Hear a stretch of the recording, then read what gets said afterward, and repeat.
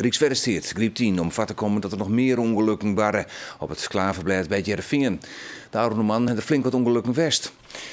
Op Heerenveen is uw verslagjouwer Welmoed Sietsma. Welmoed, waarom zal Rijkswaterstaat nou ingrijpen eigenlijk? Ja, dat komt omdat er de oude man 10 ongelukken west ha. Het is eigenlijk gewoon een gevaarlijke situatie. Van de morgen wie het werk, toen botsten 4 auto's op elkaar en een auto belandde in de vangrail, totdat die slipt wie. Agnes Bernhard van Rijkswaterstaat, hoe komt het dat er zo volle ongelukken gebeuren hier? Dat is voor ons eigenlijk ook een vraag. Wat we zien is dat er geen eenduidig beeld is. Soms gebeurt het in een lange bocht, soms in een korte bocht, maar soms ook in een weefvak. En als je dan kijkt naar de oorzaken, dan zijn die onduidelijk. Natuurlijk hebben we daarnaar gekeken wat de oorzaken zijn.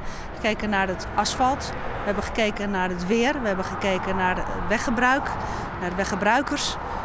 En dan kan je wel een constante factor zien dat het vaak bij slecht weer gebeurt. En dat in combinatie met toch vaak snelheden, te hoge snelheden, zien wij als de hoofdfactor van de oorzaak. En wat voor maatregelen gaan jullie nu nemen? Wij gaan nu hier op het Klaverblad extra maatregelen plaatsen door tekstkarren te plaatsen. En op die tekstkarren zal staan slipgevaar bij nat wegdek. Dus vooral bij nat wegdek moeten mensen oppassen, maar in principe moeten mensen altijd oppassen. En dat onderzoek, waar richt dat zich op? Het onderzoek richt zich op verschillende zaken. Natuurlijk gaan we ook naar het asfalt kijken, maar we gaan ook kijken hoe we, als het aan het gedrag van mensen ligt, hoe we het gedrag misschien kunnen beïnvloeden. En wanneer gaan deze maatregelen in? De tekstkarren die worden vandaag dan wel morgen geplaatst.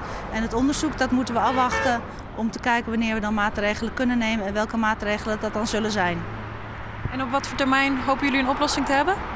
Ik moet zeggen dat ik daar lastig vind om daar een voorspelling in te maken, maar ik hoop zo spoedig mogelijk. En tot die tijd, waar moeten automobilisten hierop letten? Rustig rijden, vooral als je knooppunten benadert, matige snelheid en bij slecht weer matig dan extra uw snelheid. Extra opletten dus hier op het Heerenveen. Zeker. Bedankt voor dit moment.